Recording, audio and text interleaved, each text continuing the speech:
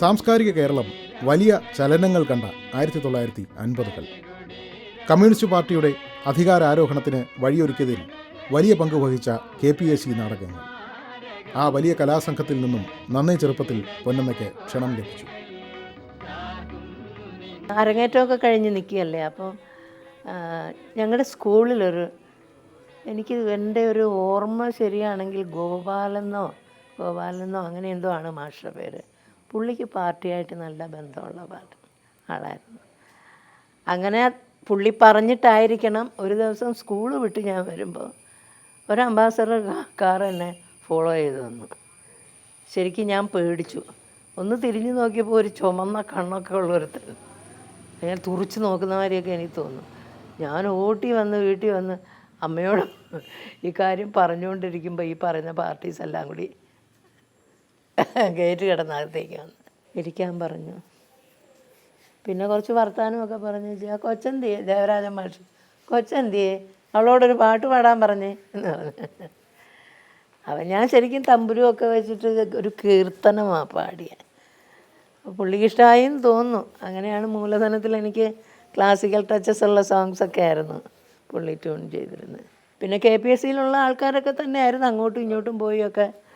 സുലോന ചേച്ചി അന്ന് അരപ്പവന അത് ഇതൊക്കെ അഭിനയിച്ചുകൊണ്ടിരിക്കുന്ന സമയം. പുള്ളിക്കാരി ഇല്ലാത്ത സമയം ഞാൻ ആ വേഷം പുതിയ ആകാശത്തിലെയൊക്കെ വേഷങ്ങൾ ഞാനിവിടെ പോയി ചെയ്യുമായിരുന്നു.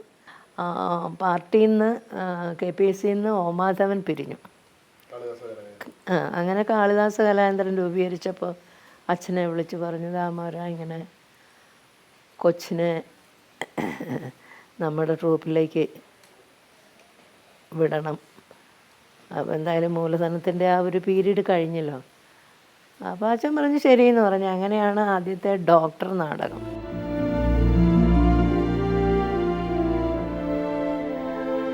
മൂലധനത്തെ തുടർന്ന് ജനപ്രിയമായ പല നാടകങ്ങളിലും കവിയൂർ പൊന്നമ്മ നിറഞ്ഞു.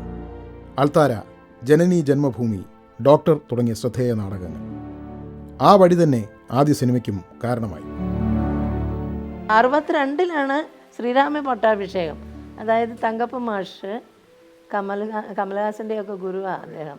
അപ്പോൾ ഡോക്ടർ നാടകത്തിൽ പുള്ളി ചെയ്യുന്നതോടൊപ്പം തന്നെ ശ്രീരാമ പട്ടാഭിഷേകം വർക്ക് ചെയ്യുന്നുണ്ടായിരുന്നു. അപ്പം ഇങ്ങനെ സുബ്രഹ്മണ്യം മുതലാളി ചോദിച്ചു എന്ന് പറഞ്ഞിങ്ങനെ, എടാ ഇങ്ങനെ കാണാൻ കൊള്ളാവുന്ന പിള്ളേർ വല്ലതും ഉണ്ടോ? അപ്പോൾ പറഞ്ഞിങ്ങനെ ഒരു കുട്ടിയുണ്ട്, സിനിമയിലേക്ക് വരുമോ ഇല്ലയോ എന്ന് അറിഞ്ഞുകൂടാ, എന്തായാലും ഞാൻ ചോദിച്ചു നോക്കാമെന്ന് പറഞ്ഞു. പിന്നെ വന്നപ്പോൾ എൻ്റെ അച്ഛൻ്റെ അടുത്ത് പറഞ്ഞ ഇങ്ങനെ സുബ്രഹ്മണ്യം മുതലാളി ഒരു ഇത് ചോദിച്ചായിരുന്നു, കൊച്ചിനെ വിടാൻ നിനക്ക് താല്പര്യം ഉണ്ടെങ്കിൽ ഞാൻ പോകുമ്പോൾ നിങ്ങളും വാ എന്ന് പറഞ്ഞു. അങ്ങനെ മാഷയുടെ കൂടെ പോയതാ. അപ്പോൾ എന്നോട് ടെസ്റ്റ് എടുക്കുന്നു എന്നാണ് പറഞ്ഞത്. ഒരു പക്ഷേ ഞാൻ പേടിക്കാതിരിക്കാൻ വേണ്ടി പറഞ്ഞതായിരിക്കാം. അപ്പോൾ വേഷഭൂഷാദികളൊക്കെ മണ്ടോദരി വേഷഭൂഷാദികളൊക്കെ ഇട്ട് അപ്പോൾ അങ്ങാര് ദർബാർ ഹാൾ സുബ്രഹ്മണ്യ മുതലാളി പറഞ്ഞു, പൊന്നമ്മ ആ ഗ്ലിസറിനൊക്കെ ഇട്ടിട്ടേ കരഞ്ഞോണ്ട് ഇങ്ങനെ നടന്നു വാ എന്ന് പറഞ്ഞു. അന്ന് തുടങ്ങിയതാണ് കരച്ചിൽ. റോസി, ഓടയിൽ നിന്ന്, കുടുംബിനി തുടങ്ങിയ ചിത്രങ്ങൾ പൊന്നമ്മ എന്ന അഭിനേത്രിക്ക് മലയാള മനസ്സിൽ അനിഷേധ്യ സ്ഥാനമേകി. അന്ന് വിഗില്ല, ഫുള്ള് തലയിൽ നരയൊക്കെ ഇട്ടിട്ട് സത്യൻ്റെയും മധുവിൻ്റെയും അമ്മയായി. സത്യൻ സാറിന് അന്ന് എൻ്റെ അച്ഛനേക്കാളും വയസ്സുണ്ട്. സാറ് പിന്നെ കുറച്ച് മൂത്തതാണ്. അപ്പം അങ്ങനെ അന്നത്തെ സൂപ്പർ സ്റ്റാർസ് എന്ന് പറയാമല്ലോ അവരെയൊക്കെ. പ്രേം നസീർ, സത്യൻ. അപ്പം അങ്ങനെ അവരെ മധുർ അവരുടെ രണ്ടുപേരുടെയും അമ്മയായി. നമ്മുടെ മോനെ തിരിച്ചു കൊണ്ടുവരുന്നേ, കഴിഞ്ഞതെല്ലാം മറന്ന് അവനെ മാപ്പ് കൊടുക്കില്ലേ. അവന്റെ മുറി അടിച്ചു വരേണ്ട ദിവസങ്ങളാ. ആ മുറിക്കകത്ത് കയറുമ്പോൾ എന്റെ കണ്ണ് നിറയും. അനാഥമായി കിടക്കുന്ന അവന്റെ കിടക്ക് കാണുമ്പോ എന്റെ നെഞ്ചപ്പൊട്ടു. അർപ്പണത്തിന്റെയും ആത്മാർത്ഥതയുടെയും പര്യായമായ ഒരു ചലച്ചിത്ര കാലത്തിന്റെ ഭാസുര സ്മൃതികൾ ഈ അഭിനേത്രി മനസ്സിൽ സൂക്ഷിക്കുന്നു. കൃത്യനിഷ്ഠ അന്നൊരു നിർബന്ധമായിരുന്നു. കാരണം ഈ സത്യനുള്ള സെറ്റാകുമ്പോഴത്തേന് അദ്ദേഹം 8 മണി കോൾ ഷീറ്റ് എന്ന് പറഞ്ഞാൽ 7:45 സെറ്റിലുണ്ടാവും. അതൊരു പഴയ വൈറ്റ് ആൻഡ് വൈറ്റ് ഡ്രസ്സ്. അപ്പം വന്ന് അവിടെ നിന്ന് ഭയങ്കര ഒരു തലയെടുപ്പാണല്ലോ. വന്നിറങ്ങി ഒരു കാല് മാത്രമേ തറയിൽ കുത്തുള്ളൂ. നിന്നുകൊണ്ട് ആ കാറിൻ്റെ അവിടെ ഇങ്ങനെ കൈയും വെച്ചിട്ട് ഒരു പരിധി നോക്കും. പിള്ളേരൊക്കെ തെക്കുമ്പോഴൊക്കെ ഓട്ടം എല്ലാം ഒന്ന് സെറ്റാക്കാൻ വേണ്ടിയിട്ടുള്ള ഓട്ടവും കാര്യങ്ങളും ആയിരിക്കും. പുള്ളി കറക്റ്റ് ആ 8 മണിക്ക് ഷോട്ട് എടുത്തിരിക്കും. ശിക്ഷ എന്ന് പറഞ്ഞൊരു സിനിമ SR പുട്ടണ്ണ ഡയറക്റ്റ് ചെയ്ത ഒരു സിനിമ. അപ്പോൾ അതിൽ സത്യൻ സാറിൻ്റെ അമ്മയായി, അല്ലല്ല ഭാര്യയായി. അപ്പോൾ അത് കഴിഞ്ഞ് പിന്നെ ഏതൊക്കെയോ സിനിമയിൽ ഇങ്ങനെ ഭാര്യയും ഭർത്താവായിട്ടൊക്കെ അഭിനയിച്ചു.